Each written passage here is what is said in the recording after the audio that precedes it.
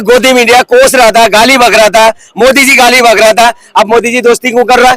हम भी तो गाली बक सकते हैं ना उनको। मानी थूक के चाटने वाले लोग, पहले लोग थूकता है फिर चाटता है। ओवैसी की भाई अभी तो कहा था, क्या कहा था? 15 मिनट के लिए पुलिस हटा लो, हम देख लेंगे।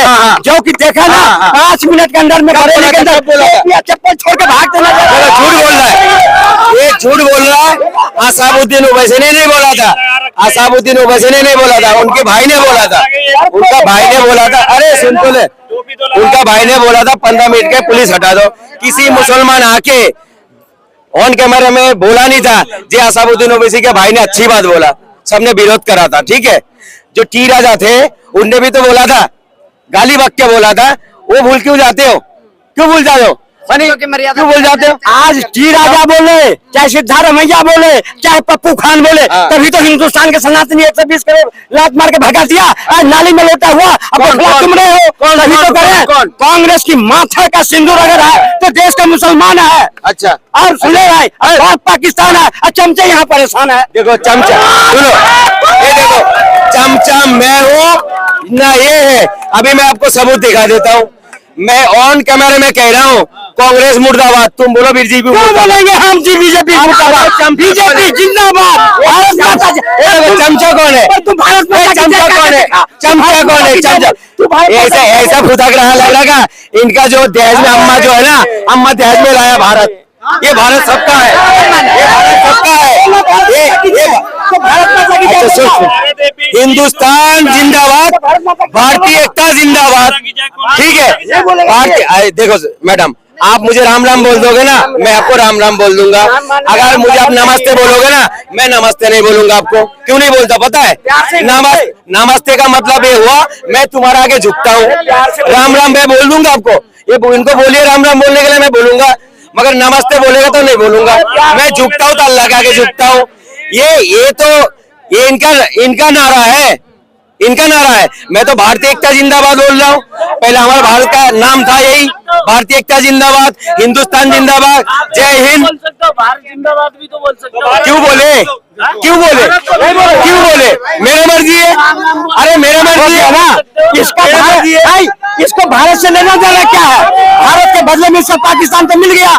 ये तो इस पर हमारे कलेजे पर लूट रहा है। इन लोग गुमराह कैसे करता है? अच्छा मैडम, किसी का 4 बच्चे है, देखो किसी का अगर 4 बच्चे हैं, एक ने बोलता है क्या नाम बोलता पापा का, अब्बा हुजूर, पापा, डैडी बोलता नहीं बोलता? अगर वो डैडी नहीं बोलेगा एक बच्चा तो उसको घर से निकाल देगा। भाई हमारे देश का 4-5 नाम है। अगर जय हिंद बोल रहे हैं हम, क्या दिक्कत है? भारतीय एकता जिंदाबाद बोल रहे तो क्या दिक्कत है? हिंदुस्तान जिंदाबाद बोल रहे तो क्या दिक्कत है? क्या दिक्कत है? मगर इनका कहने का मतलब है क्या मेरे मर्जी से बोलो? भाई मेरा मर्जी है, ये देश की नाम है भारतीय एकता जिंदाबाद। कितना अच्छा नाम है। तेरे मर्जी तो है भी नहीं, तेरा मर्जी तो पाकिस्तान है। पाकिस्तान कहाँ से आ गया? सुनो, अरे सुनो मेरी बात सुनो, जानकारी बोलने का लेवल भी होना चाहिए। ठीक है ना, तुम लोग बड़े मुद्दे पे बोलने का लेवल नहीं है। पहले सवाल आप बोलिए, बड़े मुद्दे पे पहले आप बोलो। हाँ, नमस्ते का मतलब आपको झुकना किसने बता दिया? हमारी संस्कृति में नमस्ते का मतलब झुकना नहीं होता है। पता ही नहीं है? नहीं, झुकना नहीं पता नहीं है। बताइए अंकल जी, नमस्ते नहीं आपको? इनको दीजिए। तुम्हें पता है, तुम बता दो ना।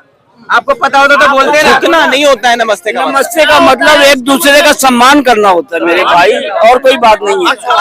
आप गलत सब्जेक्ट के ऊपर बहस करते हैं मेरे भाई। नहीं, हाँ, ये क्या जाने सम्मान करना? अगर सम्मान करे होते तो कश्मीर के अंदर 3 लाख हिंदुओं को भगा दिए होते, सम्भल के अंदर हिंदुओं को भगा दिए होते। ये सम्मान करते हैं, ये सही का भगवान है, ये डेंटिंग पेंटिंग के हकदार है और समय समय पे होना। डेंटिंग पेंटिंग तो आदित्यनाथ का भी हुआ था। डेंटिंग पेंटिंग तो आदित्यनाथ का भी हुआ था, जब विधानसभा में रो रहा था, विधानसभा में रो रहा था फुट फुट के, मैंने घर छोड़ा, मैंने माँ बाप छोड़ा। उनका भी कोई डेंटिंग पेंटिंग करे थे क्या? कागज के बलबूते पे सरकार चला रहे हो। देश जो चलेगा ना संविधान से चलेगा, गुंडागर्दी से नहीं चलेगा। मुगल आया चला गया, अंग्रेज 200 साल राज करके चला गया, कांग्रेस आया चला गया, एक दिन तुम भी चले जाओगे, एक दिन तुम भी चले जाओगे। हाँ, संविधान से देश चलते रहा था। 1975 में सलमा का 12वां बच्चा पैदा करने के लिए 12,000 और श्यामलाल को नसबंदी करा के हिंदू को जनसंख्या कम करने के लिए 12,000 रुपया, ये संविधान चले थे। सुन ले, संविधान की बात है। संविधान संविधान था ना। अच्छा। तो कहाँ गई थी सरकार जब कश्मीर से हिंदुओं को पलायन करवा दिया गया? कहाँ थी सरकार? कहाँ था संविधान? संविधान की बात करते देखो चाचा, रुक तो जाओ। हिंदू को संख्या क्या है? जिस दिन हिंदू घटा कोई संविधान नहीं रहेगा। देखो ये बार बार क्या कह रहा है, बात सुनो। संविधान का बहुत ज्ञान दे रहा मुझे। मैं 2 सवाल पूछूंगा।